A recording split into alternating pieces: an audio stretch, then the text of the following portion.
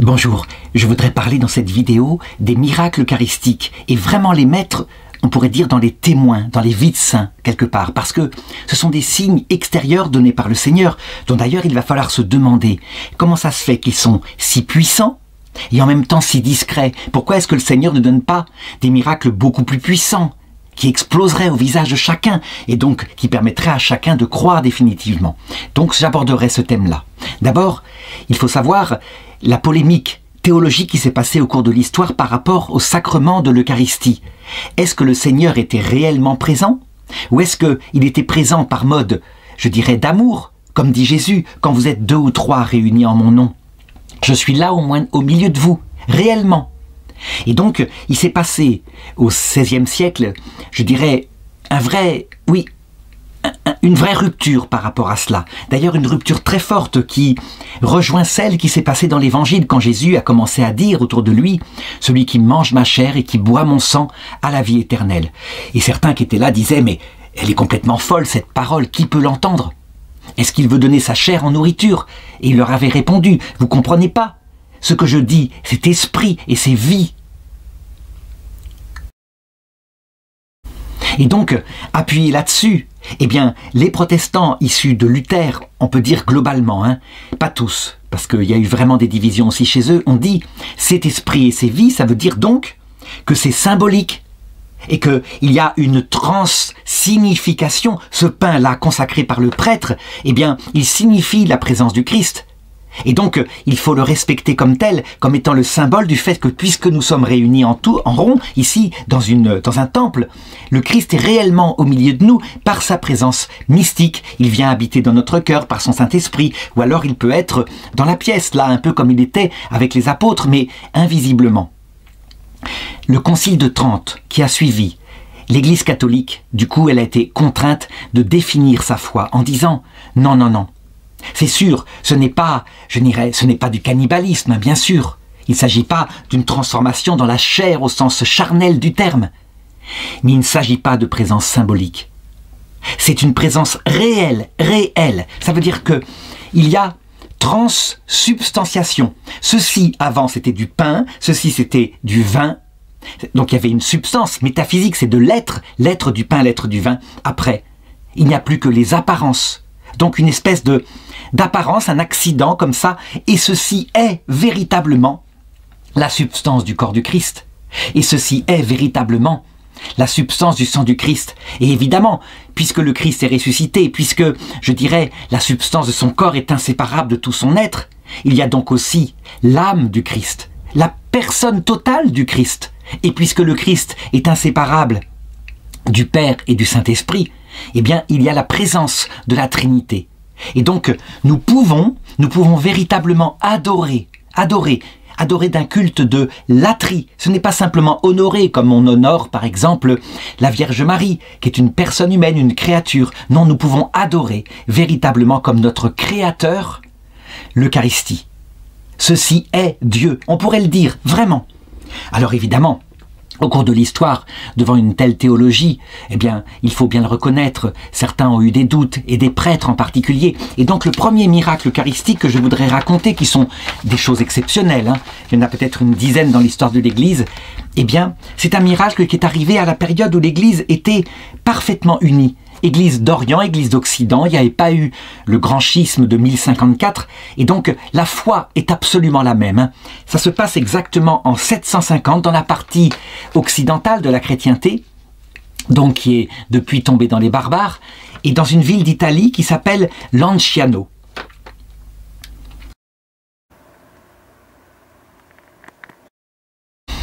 Il y avait là un moine basilien.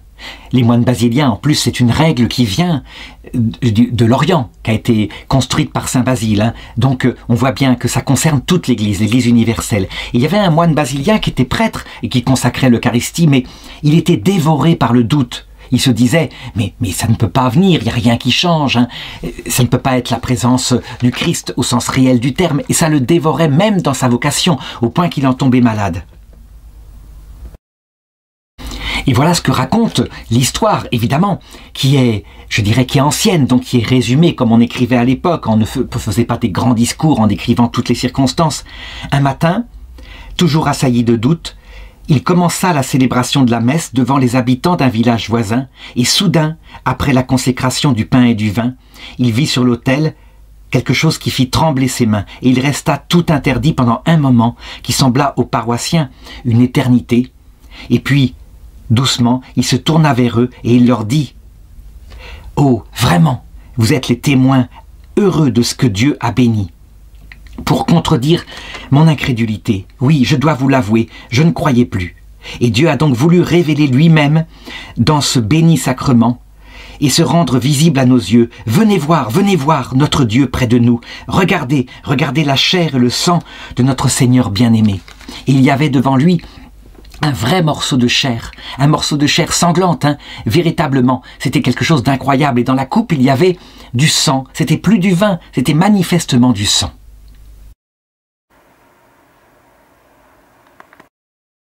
Alors évidemment, la nouvelle se répand dans le village, elle se répand dans toute la région, l'évêque est prévenu, et il dit, eh bien, cette chose-là extraordinaire, il faut qu'on la conserve. Et donc il fait mettre les espèces du corps du Christ, qui est un morceau de chair, et le sang, dans une espèce de flacon scellé, un flacon en cristal très très précis, pour le garder comme ça. Et effectivement, rien ne va pourrir. Tout va rester intact comme ça, mais en se durcissant. Et une fois dans l'année, eh bien, le prêtre manifeste à la foule ce que c'est que ça. Et souvent, ou même presque tous les ans, le sang se liquéfie devant les témoins. Évidemment, certains, à la Renaissance, se mirent à rire en disant ben, c'est probablement un phénomène classique de chimie. Ça veut dire une substance qui, dans les mains du prêtre, qui sont à 37 degrés, se liquéfie et avant, eh bien, un peu plus froid, elle est solide. C'est tout simplement ça. Si bien que, dans les années 1970, l'archevêque de Lanciano et le ministre provincial des conventuels des Abruzzes, avec l'autorisation de Rome, demandèrent, et décidèrent ensemble, de demander au professeur Eduardo Linoli, qui est directeur de l'hôpital d'Arezzo, d'effectuer un vrai examen scientifique approfondi sur les reliques du prodige qui étaient donc apparues 12 siècles auparavant. Alors évidemment, on le fait avec la science de l'époque, hein, ça se passe 50 ans avant maintenant, donc il n'y a pas du tout, je dirais, les analyses ADN qui sont possibles, mais tout de même, on a au moins des analyses au microscope et des analyses cliniques. Et voilà les conclusions de ce professeur qu'il donne le 4 mars 1971. Premièrement, la chair miraculeuse est une chair constituée par des tissus musculaires striés du cœur. Deuxièmement, le sang miraculeux est du vrai sang, l'analyse chromatographique le prouve indiscutablement. Troisièmement, la chair et le sang sont de nature humaine et la preuve immunologique affirme qu'ils appartiennent au groupe sanguin AB. Ça a une certaine signification. Le groupe AB, quand il est en plus AB+, c'est celui qui peut recevoir des dons du sang de tout le monde. Quand on est du groupe O négatif, on peut donner du sang à tout le monde. Et lui, donc, c'est le groupe AB, donc il peut recevoir le sang de tout le monde. Ce qui est intéressant au niveau symbolique, puisque dans l'Eucharistie, lorsqu'on apporte les offrandes, c'est le travail des hommes, c'est toute notre vie. Et donc, on donne au Christ notre vie pour lui demander de le transformer, de le diviniser. Donc, un sens très très profond. Quatrième conclusion, les protéines contenues dans le sang sont réparties en un pourcentage identique à celui du schéma séroprotéique du sang frais normal. Donc ce qui est étonnant, parce que ça date d'il y a des siècles. Donc on se demande, mais comment ça peut se conserver? Un sang normal, soit il se corrompt, soit il se durcit en s'évaporant, et il forme un caillot. Cinquièmement, aucune section histologique, histologique ça veut dire une coupe des cellules, n'a révélé la présence des traces d'infiltration de sels ou de substances utilisées autrefois dans un but de momification. Ce qui veut dire que effectivement, ça a été déposé comme tel dans le récipient en cristal et qu'il n'y a eu aucune espèce de volonté de conservation. On aurait pu mélanger par exemple avec de l'alcool, des choses comme cela. Eh bien non. Alors évidemment, de telles conclusions faites par un seul professeur, et un professeur plutôt proche de l'Église catholique, suscitèrent des critiques. Et on saisit l'OMS, l'Organisation mondiale de la santé, en 1973, pour dire il faut refaire des analyses par des gens qui seraient de diverses opinions, pour vérifier si c'est quelque chose de vrai. Et donc une commission scientifique fut nommée, les travaux durèrent 15 mois, et 500 examens furent effectués, la commission déclara qu'il s'agissait d'un tissu vivant répondant à toutes les réactions cliniques des êtres vivants. Alors on le voit, donc c'est véritablement ce qu'on pourrait qualifier un miracle au sens propre du terme. Ça veut dire que c'est aussi puissant que la conservation intacte d'un corps entier, comme par exemple le corps de Saint Charbel Maclouf, le corps de Sainte Cécile de Rome, qu'on a retrouvé intact au XVIe siècle, qui est toujours dans les catacombes, et on en a fait une statue magnifique pour indiquer la position où elle se trouve. Pourquoi je dis que c'est un miracle? Parce que, en l'occurrence, ça ne peut pas exister dans la nature. Alors certains diront, mais c'est tout de même pas de l'ordre du miracle, ça veut dire impliquant la toute-puissance de Dieu. Peut-être que simplement, je dirais, la puissance des anges, et des démons peut-être, la puissance en tout cas limitée de ces créatures spirituelles pourrait suffire. C'est vrai, on doit le reconnaître. Donc peut-être que le terme exact devrait plutôt être employé de prodige au sens propre, et qu'un miracle, par exemple, ce serait le miracle de Jeanne Frétel à Lourdes, dans les années 50, quand, ayant subi des opérations pour son intestin, ayant eu une grande partie de l'intestin enlevé, à Lourdes, instantanément, alors qu'on lui a fait communier, qu'elle est inconsciente puisqu'elle est mourante, eh bien, tout se remet en place. Elle se réveille, elle mange. Là, effectivement, la repoussée intacte, instantanée d'organes comme ça implique la toute-puissance créatrice de Dieu, et ce n'est pas seulement de l'ordre du prodige. Toujours est-il que je voudrais en raconter un autre, parce qu'il y en a eu d'autres, et on pourrait dire que même qu'à notre époque, eh bien, ils se font peut-être encore plus fréquents. Mais ce qui est étonnant, c'est qu'ils ont exactement les mêmes caractéristiques, c'est-à-dire que le miracle de Lanciano est vraiment le prototype. Par exemple, le 18 août 1996, le père Alejandro Pezet célèbre la messe dans l'église du centre commercial de la ville de Buenos Aires, donc en Argentine. Et à l'époque, il y a un évêque auxiliaire qui s'appelle Monseigneur Bergoglio, qui va devenir le pape François. Toujours est-il que la messe se termine, une femme sort de l'église et elle signale au prêtre qu'elle a vu sur le côté là-bas une hostie. Sans doute une personne qui s'en est débarrassée, qui l'a achetée, qui ne savait pas ce que c'était. Ça arrive. Dans l'église catholique, on manque parfois de discipline, à la différence de l'église orthodoxe qui, pour garder le caractère sacré de l'Eucharistie, célèbre derrière la paroi de l'iconostase, donc des icônes qui sont en rond et qui fait que seuls ceux qui ont été baptisés et instruits dans la foi peuvent y assister. Dans l'église latine, on n'a parfois pas cette pastorale-là, et donc des gens viennent communier, on ne les connaît pas, ils communient, on ne sait pas pourquoi, et donc ils se débarrassent de quelque chose qu'ils considèrent comme une simple chipe. Et alors, le prêtre fait ce qu'il doit faire dans ces cas-là, avec beaucoup de respect. Parce que certains prêtres, évidemment, n'ont absolument pas de respect, mais lui, avec beaucoup de respect, il vient avec un récipient rempli d'eau, il met l'hostie dedans, et il la met dans le tabernacle. Pourquoi? Parce que l'idée, c'est que dans l'eau, l'hostie va se dissoudre, et quand c'est complètement dissolu, eh bien, il n'y a plus la présence réelle du Christ. Pourquoi? Parce qu'elle ne demeure que tant que les espèces visibles sont présentes. C'est comme ça. C'est véritablement du pain qui doit être là, sinon, eh bien, le Christ fait disparaître le miracle. D'ailleurs, c'est intéressant à considérer, parce que lorsqu'on communie, on le pose sur sa langue, il descend dans notre ventre, il est digéré, et donc la présence réelle disparaît en quelques minutes. On voit bien pourquoi est-ce que Jésus a inventé l'Eucharistie. La raison, c'est que tout le monde peut le comprendre. S'il veut descendre dans notre ventre, physiquement, palpablement, adapté à notre sensibilité, lui qui pour le moment se cache, c'est évidemment pour nous apprendre à vivre de sa présence réelle, au sens mystique du terme. Nous viendrons en lui et nous ferons en lui notre demeure, dit Jésus, à propos de la Trinité lorsqu'on l'aime. Et donc, cela montre que les protestants, s'ils ont perdu le sacrement, ils ont gardé le but du sacrement, à savoir la présence dans le cœur. En tout cas, certains protestants qui ont gardé ce que c'est que la vie mystique. Et on le voit, par exemple, avec Jean-Sébastien Bach. Manifestement, cet homme-là avait une vie mystique intense. Certains autres protestants ne l'ont pas. Je pense aux calvinistes qui sont beaucoup plus durs.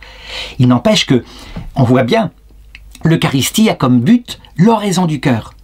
Et donc, quand on dit qu'elle est le centre de toute la foi catholique, le centre de la vie de l'Église, elle est en fait le centre de la vie liturgique de l'Église. Et le centre de la vie de l'Église, c'est le Christ lui-même, accompagné des saints et des anges, que l'on fréquente par le cœur à cœur de l'oraison, dans la charité. On peut donc communier sans être en état de grâce, parce que c'est un geste extérieur, mais on ne peut pas prier longtemps sans être en état de grâce, parce que ça touche à l'intériorité.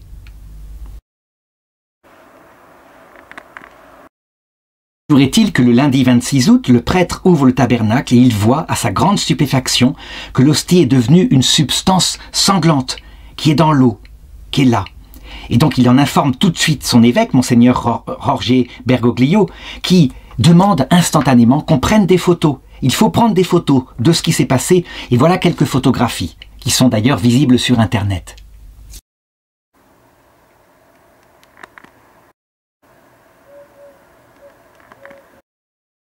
Ce qui est étonnant, c'est que par rapport à la taille de l'hostie, qui était une petite hostie réservée aux fidèles, ça a énormément grandi, ça a peut-être cette taille-là. Et manifestement, on voit que c'est de la chair, au sens propre du terme. Et les choses restent comme ça dans le tabernacle intact pendant 3 ans. Et là, monseigneur Bergoglio se dit que, quand même, on devrait aller plus loin et faire des vraies analyses scientifiques, d'autant plus que maintenant, on est donc quasiment... oui, on est 30 ans après, et donc on a la possibilité de faire des tests ADN. Alors pourquoi a-t-on besoin, pourquoi l'Église a-t-elle besoin de faire ces tests, justement? Eh bien, simplement pour vérifier d'abord s'il y a trucage, ça pourrait venir du prêtre, on ne sait jamais, mais aussi, si ça vient du Seigneur, pour regarder ce qu'il a voulu signifier. Et donc les tests commencent à partir d'octobre 1999, et les analyses sont faites avec des échantillons de l'hostie, et elles aboutissent à la déclaration officielle en 2005 du docteur Frédéric Zugib, expert en cardiologie et pathologie médico-légale. Il dit ceci: la matière analysée est un fragment du muscle du cœur qui se trouve dans la paroi du ventricule gauche, à savoir le ventricule qui envoie le sang dans tout le cœur, et ça a été prélevé auprès des valves. Ce muscle cardiaque est dans un état d'inflammation et contient un nombre important de globules blancs. Cela indique que le cœur était vivant au moment de l'échantillon. J'affirme aussi que le cœur était vivant étant donné que les globules blancs meurent en dehors d'un organisme vivant. Ils ont donc besoin d'un organisme vivant pour se maintenir. Donc leur présence indique que ce cœur était vivant quand l'échantillon a été prélevé. De plus, ces globules blancs avaient pénétré les tissus, ce qui indique que le cœur avait été soumis à un stress intense, et comme si son propriétaire avait été battu sévèrement au niveau de la poitrine. Alors évidemment, cette conclusion, cette publication va stupéfier de la même façon, et certains quand même vont avoir des doutes en disant « mais vous dites que les globules blancs sont vivants, mais là maintenant, il était depuis 3 ans dans un vase, donc il devait être mort. Comment pouvez-vous dire ça ?» Et donc on interroge le docteur qui confirme, qui précise les choses. Les cellules de l'échantillon avaient un mouvement qui était animé de pulsations. Si ce cœur provient de quelqu'un qui est mort en 1996, je ne m'explique pas comment il peut être toujours en vie. Alors on explique au docteur que cet échantillon en fait provient d'un miracle eucharistique qui a eu lieu à Buenos Aires. Et là effectivement il est stupéfait et il dit « je ne comprends pas, comment est-ce qu'une hostie consacrée peut se changer en véritablement la chair et le sang d'un humain vivant. Cela reste inexplicable pour moi, c'est un mystère qui est tout à fait au-delà de ma compétence. » Et ce qui est stupéfiant, c'est que en 2008, le 12 octobre, à l'église Saint-Antoine de Padoue de Sokolka, en Pologne, le miracle va se reproduire et les analyses vont donner exactement le même résultat avec le même groupe sanguin, etc. C'est absolument fabuleux, au point que Van Covelard va écrire à un moment donné une espèce de roman pour mettre en garde en disant « mais quand même, faisons attention, maintenant qu'on peut analyser l'ADN et qu'on peut même cloner des vivants, est-ce qu'on ne va pas se servir de ces cellules-là pour cloner quelqu'un qui aura la même biologie que le Christ ?» Je dirais que je suis beaucoup moins alarmiste que lui. Si le Seigneur, miraculeusement, veut faire apparaître son corps, son vrai corps avec son sang et avec son ADN dans des cellules, et que l'homme veut s'en servir pour faire n'importe quoi, il est tout à fait capable, lui aussi, le Seigneur, de contrer l'homme comme ça, et donc d'empêcher que ce soit fait de cette manière-là. Par contre, ce qui est intéressant, c'est de regarder le fait que son cœur, que c'est prélevé, que le Seigneur permette que ce soit prélevé dans son cœur vivant au moment de sa mort sur la croix, au moment le plus intense de sa passion, de sa souffrance, eh bien on peut dire qu'on a là quelque chose de très fort. La théologie du Sacré-Cœur, son amour infini, allant jusqu'à la mort, eh bien elle est révélée par ces miracles eucharistiques. Il reste cependant une dernière question que chacun peut se poser. Comment se fait-il que les miracles, les prodiges, qui sont donnés à l'humanité, ne sont pas ce qu'on souhaiterait? On souhaiterait par exemple que maintenant, par exemple, pour le 20h de chaque pays, apparaisse dans le ciel la Vierge Marie, de manière grandiose dans le monde entier, ou le Christ, et que vraiment les gens sont là, on a le film, on dit mais c'est pas explicable, on cherche partout, on ne trouve pas, donc qu'ils le fassent de manière grandiose. Comment se fait-il que les miracles et les signes que donne le Christ sont si discrets? Par exemple, on a des photos de l'apparition de la Vierge Marie au-dessus de Zaytoun, une église en Égypte qui est réputée être l'église, le lieu où l'enfant Jésus, avec son père adoptif et sa mère, ont été lors de la fuite en Égypte sous le roi Hérode. Des gens prennent des photos, ça se passe dans les années 68, et ces photos sont en noir et blanc. On n'a pas l'éclatante couleur, et la silhouette qui apparaît est une silhouette ombrée, fantomatique. Ça veut dire que les musulmans la voient par milliers. Ils croient que c'est bien la Vierge Marie, mais ça ne provoque pas chez eux une conversion radicale. On dirait que des miracles au sens fort qui, si on ne veut pas croire, ça viendrait que on ne croit pas volontairement malgré l'évidence, Dieu n'en met pas sur terre, manifestement. Pourtant, cette chose-là, on pourra dire, mais quand même, c'est factuel, on a l'ADN, c'est stupéfiant et ça demeure. Oui, mais mettons-nous à la place des gens. Ils disent « Ah oui, oui, oui, c'est extraordinaire ». Et les magiciens, les prédicateurs en font pareil, donc ils glissent outre. En fait, la foi ne peut être qu'un don de Dieu. Ces prodiges-là ne peuvent pas à eux seuls donner la foi, il faut que l'Esprit Saint en même temps bouleverse le cœur. Et ça, l'Esprit Saint, il le fait quand il veut et comme il veut. Alors l'explication, pourquoi? Eh bien, certains se sont étonnés. Ils disaient « Mais ces gens-là qui n'ont pas la foi vont donc aller en enfer ». En réalité, on comprend mieux maintenant, grâce au Concile Vatican II, grâce au pape Benoît XVI, que le Seigneur, il a tout simplement le temps. La terre, c'est le premier barreau d'une échelle de Jacob qui mène au ciel.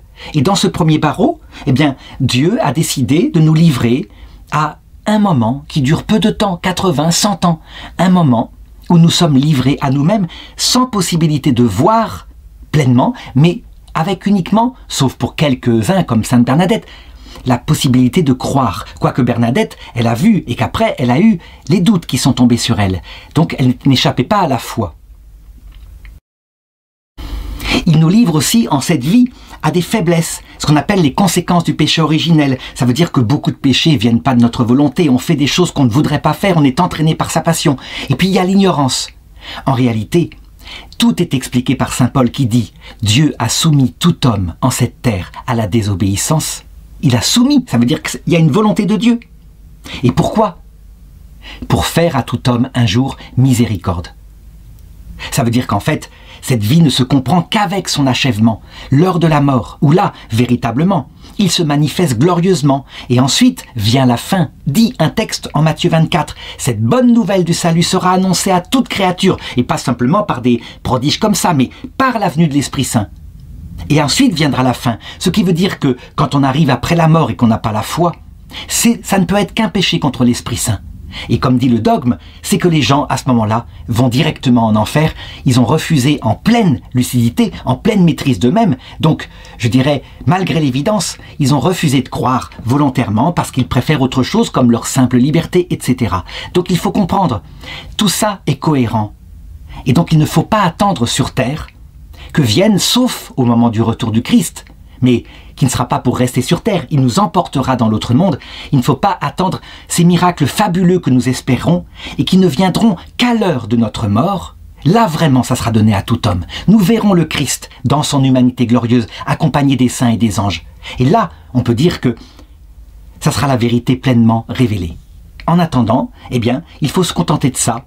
Et avec, pour nous qui avons la chance d'avoir reçu la foi, ben, une très grande joie, parce que le Seigneur sait ce qu'il fait. S'il fait ça, évidemment, c'est pas pour perdre ceux qui ne croient pas, c'est pour leur faire miséricorde.